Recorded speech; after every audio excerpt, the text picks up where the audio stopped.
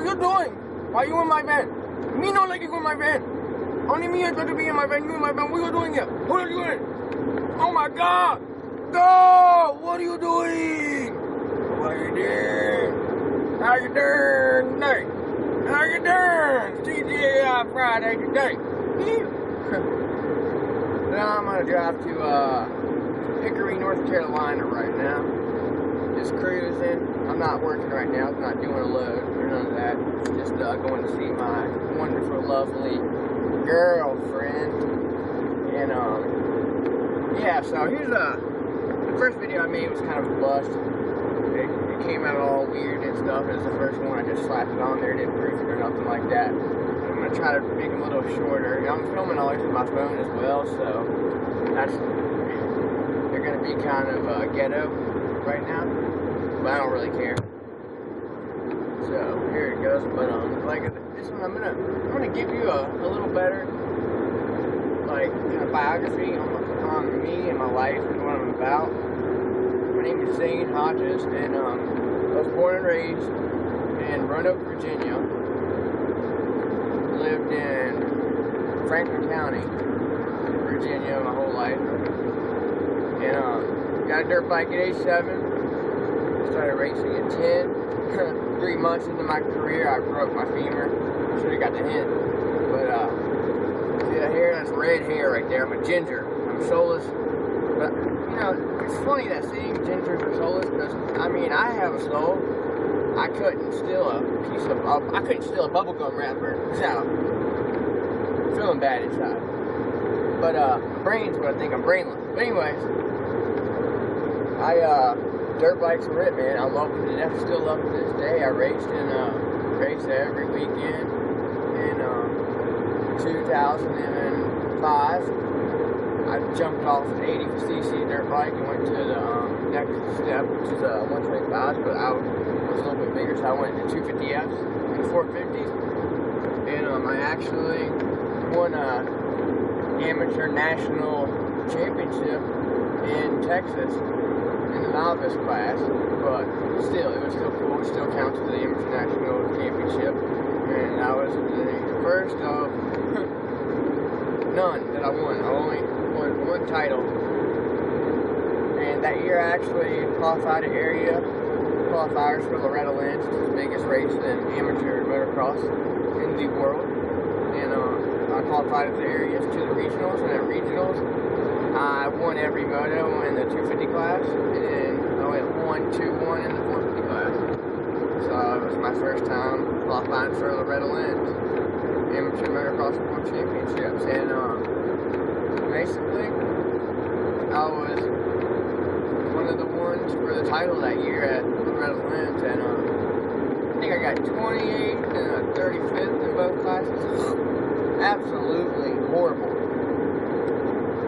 Like I had Suzuki watching me, Colgress, and in their factory amateur support team, he was watching me, and I absolutely, it's the only year I could ever win a title there, and no bueno. But just because I had a little problem, it didn't stop me. I kept moving up through the ranks, moved up to intermediate class, then I moved up to amateur pro in 2008. I was on an arena cross team and did a couple rounds of that. And when I returned to amateur pro, to the arena cross team, I just got off a broken leg. And the second time on the bike, I broke my ankle. And at the first arena cross round that I did in Baltimore, in RCA Center, I think that's what it's called, I had a mishap over the finish line jump, and I had to bail off in mid-air, and it screwed my back all up. My rib cage shifted, popped the rib out, and so it wasn't too good of a first year into the amateur pro class. But then in 2009, I went ahead and still kept racing the amateur pro. Then I went to, I made it to Loretta Lynn's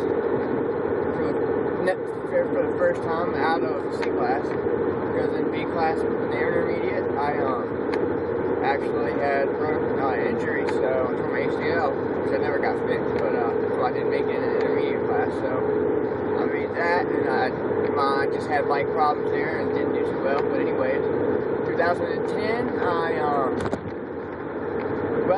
2009 down in Florida at an amateur national championship. It's called the Winter Olympics. I got 7th and 11th overall, and won. And that's top 10 in the pro class for the amateur national is pretty good. So I was able to receive my pro license for that, and turned pro in 2010, and was really training super hard and stuff, and had just more bad luck. I ended up having a back injury, and it was so painful. It wasn't the type of injury where I had to get surgery. It was the type of injury that it just hurt all the time, and I still rode with it. But, I just turned pro, so I wanted to go after it, and I had to be on pain medication, get injections all the time. I had to chiropractic care 3 times a week, and I didn't do too well in the national pro scene. I was running the 450 class, which is the elite class of pro nationals, and this is the NFL motocross. This is what you see on TV, and my back was just killing me so bad, and I really tried to push through it, but the pain, I just succumbed to it, and I took off the next year, took off about 5 months riding, stayed training. I had to get a job because I wasn't racing, and I was off letting my back heal. And I actually got a job in the van. I was delivering pharmaceuticals and staples on my customers. I had a route, and that was pretty good. I was bringing about actually $800 a week doing that. I had to spend $200 in gas, but it was along the lines of a 9 to 5. I had to stay home and stuff. But I kept riding and everything. Once my back, I thought it was better. Then I did one pro round in 2011, and oh man, that was a sick van. It had 22-inch black rims, and it was flat black, the paint job. That was awesome. I did one pro round in Bloods Creek, Maryland, in the 450 class, and my back, it was just, I really half-assed it when it came to my recovery from my back. So after that, I took off 9 months. And I had to get my back the right way, and it's better now. But right now, I'm trying to find sponsorships, and it's bad out there right now. The economy, nobody wants to help. And where I live at in Roanoke, Virginia, I'm the only one out of that area ever to receive his pro license and turn pro. And none of the companies really want to help you, and it doesn't make sense. But it's the most underpaid professional sport there is. Unless you're top 10 in the main events at the pro races, you're not making good money. I mean good money, to be top 10 means you're living comfortably and wealthy and have decent amounts of money, you're getting paid. To be top 5, you're a millionaire. So, that's where I am today. So I had to figure out a profession I wanted to do, so I was online, I typed in ways to make money on a van, and it turned up expediting. And so I went on www.expeditors online, and it's pretty much a Facebook for the expediting world. It has job offers and a big forum, to get all types of information. And I was surprised to see how big the industry is, and it really is the special ops of freight delivery. It's direct delivery, like when somebody needs something shipped from point A to point B as fast as it can be possibly shipped. That you get your freight expedited. So, and it pays super good. Most of the items, they are of high importance. So, I remember I had one delivery this past winter, and Toyota in Indiana, I think it was, their assembly line ran out of VIN number stickers. So I had to, I think I picked those up in Maine, somewhere up there, and I had to deliver it straight through. And it was a pretty, they had to stop production on that end of the plant right there. Because, without any VIN numbers, they can't put the cars out and ship them out to be sold. So, basically, with expedited freight, they have different types of companies. So, one type of company, you can sign on to them, and you have to run for them only. You can't have more than one company. And those are good companies. I never drove for one, but I'm hopefully going to be driving for one when I get my Sprinter van. But I was an independent contractor, and I was signed on with 4 smaller companies. So I had 4 dispatchers. So I had to deliver a load from Virginia to Texas. I get to Texas, drop it off. I call all my dispatchers and tell them where I'm at. then they start looking for the next load for me. So instead of having one person looking for my loads, I had 4 people. So I stayed busy all the time. So I mean, I really liked it. I enjoyed it, and that way, with my van that I'm in now, the Chevrolet Express, it was like, I made good money doing it, but for personal reasons I had to pull off. Some family stuff. I did that for about 7 months and I made really good money doing it. But I had to get off the road, which sucked. And when I did that, I started up a motocross school. And all summer long, basically, I didn't have to work a regular job one day. I taught kids how to ride and get motocross lessons and private lessons. And I made a really good living this summer. I made good money. But now that school started up and it's getting cold here in Virginia, and my clients dwindle down to pretty much next to nothing. I might have a lesson or 2 each week, if that. But right now I'm trying to sell my van and get a Sprinter van, so I'm talking to a company and I'll be signing on with them. I'll only be able to run for them only, but it's just a really great company. The owner is a stand-up guy.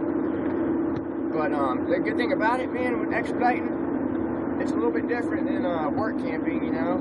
You can make $100,000 a year driving a van. So I mean, it's really good money.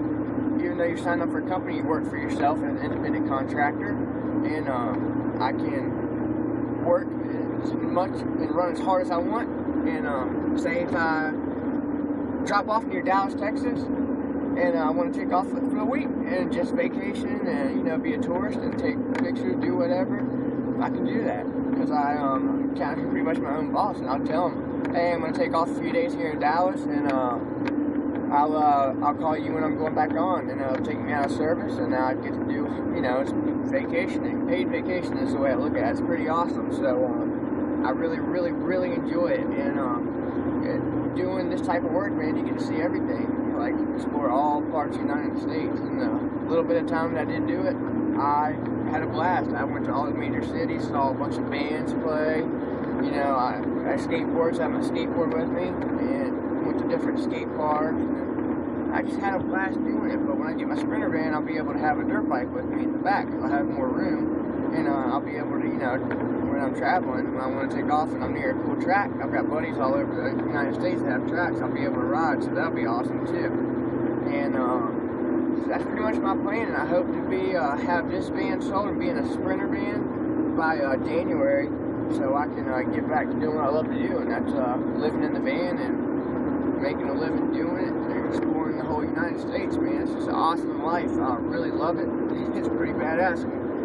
I really can't think of anything that I'd rather do, obviously, besides race motocross professionally, and that'd be my only thing I do. But to do that and make it as a privateer, which means you don't have factory support, you pretty much need people paying you money, a salary, to race for them. And it's just really hard right now.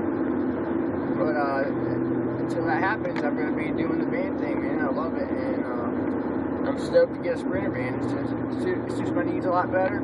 Since I have a bad back, being crouched down all the time in this, my back will get sore and everything. But Sprinter, I'll be able to stand up in. It's just more room, and I really love diesel engines. And I'm a diesel guy, so it's going to be the thing. I'm super stoked on it.